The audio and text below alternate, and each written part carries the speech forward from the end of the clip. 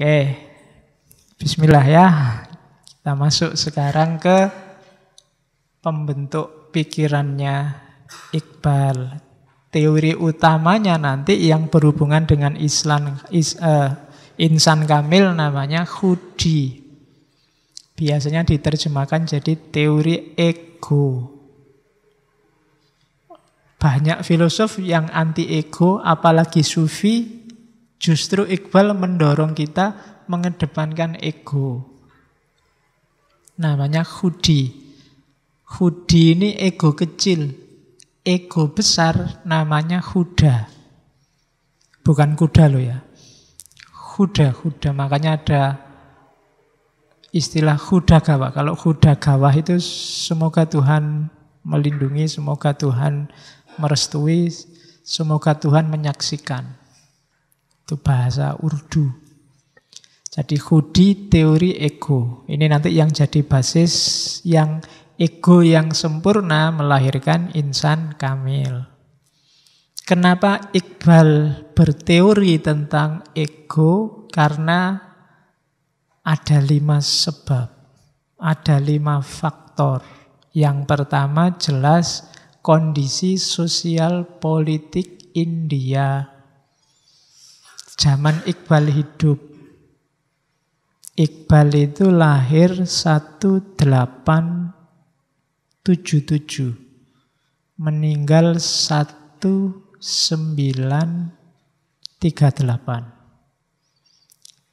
Jadi, nanti Pakistan itu merdeka 1947, 15 Agustus. Jadi Iqbal ini termasuk pendirinya Pakistan, tapi Pakistan berdiri, beliau sudah meninggal. Dia yang menggagas Pakistan misah dari India. Kenapa? Situasi kacau luar biasa. Umat Islam di sana saat itu minoritas dan ditindas oleh Hindu. Meskipun sebelumnya ada imperium besar, Kekaisaran Mughal di sana.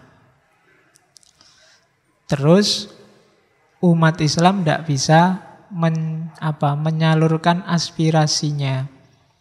Maka nanti Iqbal punya gagasan, ini umat Islam nggak bisa menyalurkan aspirasinya, padahal banyak yang punya keinginan neko-neko. Tiap hari terjadi konflik dengan Hindu. Yang tewas tidak terhitung. Akhirnya Iqbal punya kesudahlah, daripada tawuran terus dibagi aja deh. Yang Islam-Islam ngumpul, yang Hindu-Hindu dikumpulkan jadi satu. Dari situ nanti lahir Pakistan karena disetujui oleh Inggris. Yang kemudian terjadi perang berkepanjangan sampai hari ini. Perang itu terjadi karena nanti ada beberapa wilayah yang harusnya masuk Pakistan kayak Kashmir, tapi banyak orang-orang di Kashmir itu maunya tetap gabung sama India. Itu kayak Indonesia dulu kasusnya Timur-Timur. Dan itu sampai hari ini masih perang, tidak ada selesainya. Banyak pejabat termasuk presiden yang terbunuh. Termasuk terakhir yang kita ngalami yang Benazir Bhutto itu. Jadi kondisi kacau. Jadi kalau dari Hindu ada Gandhi, kalau dari Islam ada Iqbal. Cuma Gandhi gagasannya beda. Gandhi ini yang hidup mati NKRI. Ya, Negara Kesatuan Republik India. Ya, tidak boleh dipisah-pisah. Harus India tetap bersatu. Cuma Iqbal melihatnya tidak mungkin. Kalau dibiarkan bersatu, ini tawuran terus. Defisitnya terlalu besar. Jadi, ya, semoga kita nggak nyampe ke titik itu. Titik ketika sudah tidak bisa kompromi lagi. Kalau dibiarkan terus-menerus, korban berjatuhan tidak ada habisnya. Akhirnya ya terjadilah Pakistan dan India. Yang Pakistan nanti juga pecah lagi jadi Bangladesh. Jadi Bangladesh ini dari suku Bengal yang pinginnya misah dan sukses mengalahkan Pakistan padahal kecil karena didukung India. India kan ya tidak terlalu seneng sama Pakistan. Ada yang berontak, dia seneng-seneng aja bantu. Akhirnya lahirlah Bangladesh. Dan yang sampai hari ini masih chaos situasinya. Nah, itu kondisi ini nanti yang bikin prihatin Iqbal antara lain. Jadi situasi sosial politik. Kalau orang pinter ada situasi kacau melahirkan teori-teori bagus dan bermanfaat. Kalian juga harus begitu. Sebagai intelektual, kalau ada situasi-situasi yang khas, kacau, bolehlah melahirkan teori-teori. Jangan cuma nge-share WA. Ya, kamu selama ini kan cuma nge-share WA. Coba dipelajari konstruksi persoalannya. Bikinlah tulisan tentang itu atau yang mengarah ke situ. Teori kan banyak, tinggal kamu pakai. Lahirkan tulisan di jurnal-jurnal ilmiah tentang situasi kita hari ini. Itu nanti monumental. Bisa sampai besok-besok dibaca orang. Kalau kamu cuma nge-share WA, entah itu dari siapa kamu bagi, ya namamu tidak akan tercatat dalam sejarah perseteruan antara FPI dan ya, jadi nulislah, tulis aja tidak apa-apa. Bisa kamu banyak tema kan bisa muncul dari kondisi hari ini. Mungkin tema psikologis tentang kematangan beragama bisa masuk. Mungkin tema politik ketika agama senggolan sama politik. Mungkin tentang bagaimana agama itu memang ranahnya emosi dan seterusnya. Teori banyak, tinggal kamu pakai, masukkan sama kasus hari ini, jadilah dia tulisan. Kalau aktual kan sebelum dia masuk ke jurnal ilmiah, masukkan dulu ke Jawa Pos, apa Kompas, apa KR kan lumayan. Kalau ditolak ya masukkan di blogmu sendiri-sendiri kan lumayan. Yang penting nulis, berkarya kan begitu. Nah, kayak Iqbal ini situasi chaos di negaranya melahirkan konsep-konsep besar, teori-teori besar yang nanti dipakai oleh para penerusnya untuk mendirikan negara namanya Pakistan. Yang kedua, zaman itu ini kan sedang dijajah Inggris. Umat Islam yang terkolonisasi ini juga bikin keprihatinannya Iqbal. Islam itu dari puncak peradaban dunia merosot luar biasa jatuhnya. Karena dijajah, dieksploitasi habis-habisan. 90% negara-negara yang dijajah di awal-awal abad 19 itu ya populasinya Muslim. Ada apa dengan umat Islam? Itu yang jadi concern-nya Iqbal. Yang bikin Iqbal prihatin lagi dan menggagas banyak pikiran adalah banyak yang terbaratkan. Bukan berarti barat itu jelek, tapi banyak yang blind imitation. Niru-niru barat, cok. Tidak punya jati diri. Jadi kehilangan identitas. Ya banyaklah contohnya. Banyak orang yang fotokopi aja. Orang barat pakai apa, sini juga pakai. Begitu pakai kayak barat, dianggap sudah modern. Nah itu blind imitation namanya. Niru tapi buta. Kalau bahasa Jawanya taklid buta. Jadi ikut-ikutan gak ngerti alasannya apa. Kenapa kok kamu dari Android ganti iPhone? Nah, kelihatannya kok keren. Orang barat itu banyak yang pakai itu. Itu namanya blind imitation. Gak ngerti alasannya. Wong internetan gak bisa, ngirim SMS saja masih gradul-gradul, HP-nya pakai yang terbaru. Kenapa? Yang lain pakai itu. Itu blind imitation. Niru tapi gak ngerti alasannya. Jokowi sekedar pakai jaket bomber gitu aja kan terus ribut semua pengen beli jaket yang sama. Itu blind imitation. Jokowi dipinjemi anaknya, kebetulan punyanya itu. Loh ya kan kebetulan punyanya itu terus ditiru. Gitu terus kamu lihat, wah kalau pakai jaket itu mungkin aku dianggap kayak Jokowi, mungkin gitu yang. Itu blind imitation. Nggak ngerti kamu Pakai itu alasannya apa? Niru itu alasannya apa? Zaman itu banyak yang niru barat. Apapun yang terjadi, blind imitation itu di mata Iqbal jelek. Karena itu menunjukkan lenyapnya individualitas. Apakah itu barat, apakah itu Arab, apakah itu apalagi lah yang sering dikiblati orang. Itu menunjukkan kehilangan identitas. Kemudian dua yang terakhir ini mirip. Fatalist thinking sama wahdatul wujud. Ini mengkritik tradisi sufi, tradisi kalam yang cenderung melenyapkan individu. Tradisi kalam yang jabariyah itu kan kita tidak ada hak apa-apa, kita tidak punya daya apa-apa. Hidup ini sudah takdirnya Allah 100%. Itu fatalis. Ada lagi gaya sufi yang wahdatul wujud itu. Kita itu tidak ada, yang ada hanya Allah. Kan ada yang kayak gitu. Wong Allah itu menciptakan kita biar kita ada, terus menyembah Dia, mengabdi padanya. Tapi katanya kelompok ini, katanya Iqbal, malah kita dianggap tidak ada. Harusnya ya kita tetap ada dengan tugas mendekati, mengabdi pada Allah. Lah kalau kita nggak ada, semuanya serba Allah ya. Hidup ini tidak jalan dong, tidak fungsional dong. Wong semuanya Allah, semuanya ada skenarionya. Ngapain kita dikasih akal, ngapain kita disuruh aktif, ijtihad, dan lain-lain. Ini menggejala di dunia Islam. Ketika Islam kalah, itu kecenderungannya tradisi sufinya subur.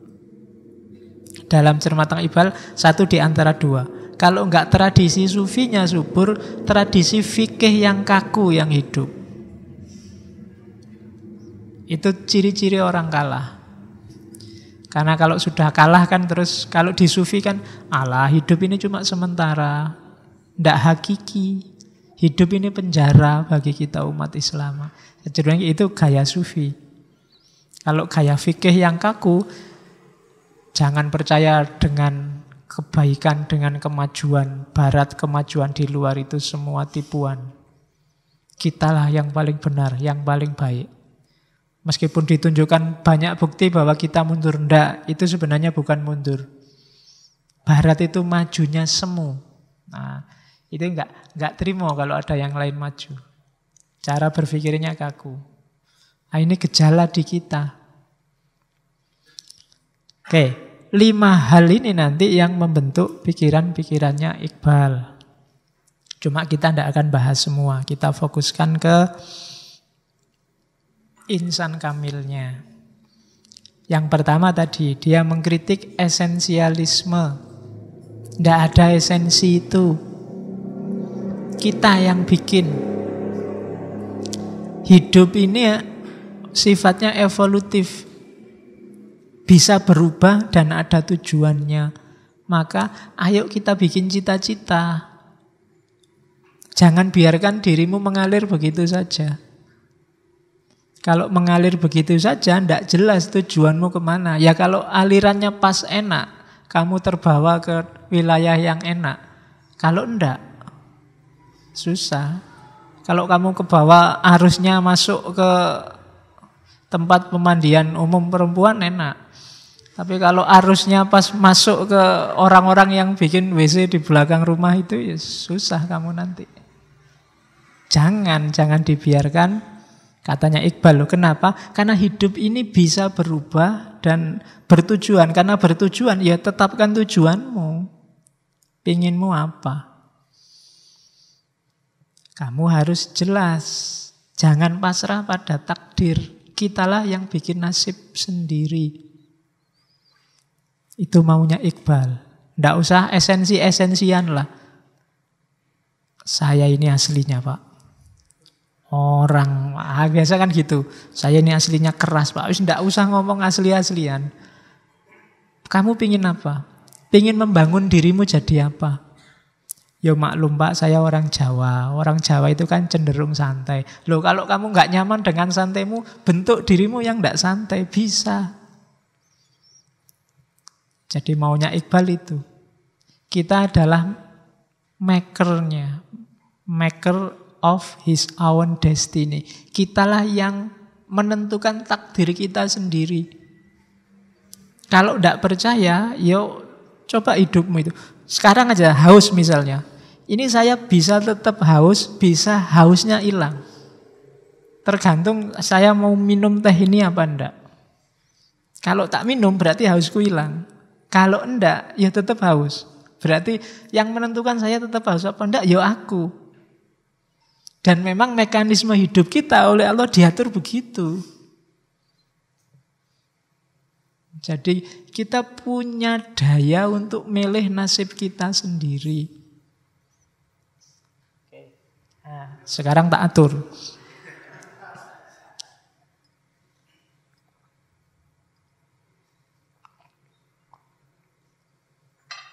Ya. Yang kedua, yang ketiga langsung ya. Hidup ini absurd katanya Iqbal. Absurd itu benar salahnya kadang tidak jelas. Makna baik, makna buruk juga kadang abu-abu. Maka kadang-kadang yang kemarin baik kata orang-orang sekarang jadi jelek. Yang bagi orang-orang enak, bagimu mungkin tidak enak. Ada yang ke Jakarta riang gembira, ada yang terpaksa ke Jakarta, ada yang nggak sengaja kok tiba-tiba ada di Jakarta. Ini maknanya macam-macam. Kamu melihatnya damai, ada yang melihatnya rusuh, ini kan makna namanya. Itulah hidup. Maka bikin makna versimu. Jangan mau kamu disetir oleh maknanya orang lain. Jangankan yang baik buruk, kadang cakep dan tidak cakep aja kan ya macam-macam. Bagimu mungkin yang kayak gitu itu cakep. Ada yang suka yang kulitnya putih, ada yang tidak suka Pak, terlalu putih, jelek, pucet, yang agak-agak anu dikit. Ada yang saya suka yang hitam banget Pak, itu sip itu. Ada yang lo itu kan makna yang kamu bikin. Cantik yang sejati kayak apa ya susah. Kamu bilang, kan banyak yang ngomong Cleopatra Pak zaman dulu cakep. Kalau kamu lihat deskripsinya Cleopatra dari narasi-narasi yang ada itu jelek. Dia agak gendut, perutnya agak melebar, kemudian lambenya agak kandel, bibirnya agak tebal. Itu kalau hari ini mungkin menurut saya kategorinya jelek. Kamu lihat patungnya Ken Dedes. Itu katanya paling cantik zaman itu. Kalau kamu lihat, tidak ada apa-apanya. Sama cantik versimu sekarang loh. Tapi mungkin orang zaman dulu lihat cantik versimu sekarang. Mereka juga kayak gitu kok cantik. Ya kan? Kamu lihat perempuan langsing, itu kamu anggap, oh itu bagus Pak, seksi. Tapi bagi yang orang zaman dulu mungkin standar seksi bukan yang gitu. Yang justru yang agak gendut sedikit itu. Ya kan, kayak di India itu patung-patung kesuburan kan agak gendut dikit. Karena perempuan yang agak gendut itu konotasinya subur. Daripada yang kering, kerempeng. Loh ya, logikanya begitu. Jadi makna cantik tidak cantik ternyata situasional. Siapa yang memaknai kapan dan di mana. Yo kalau sama yo susah kan, nanti semua nyari yang cantik kayak gitu, yang cantik kayak gini nggak ada yang milih. Ya kan?